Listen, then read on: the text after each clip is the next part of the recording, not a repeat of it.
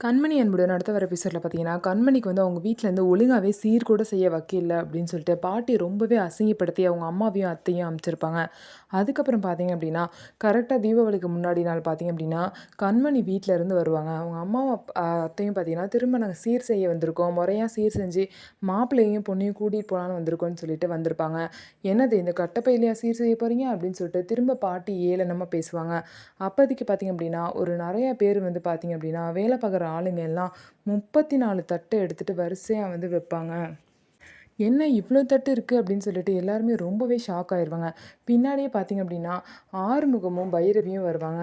அவங்க பார்த்தீங்க அப்படின்னா, "நாங்க தான் கண்மணியோட அண்ணன், அண்ணி" அப்படின்னு சொல்லிட்டு வருவாங்க.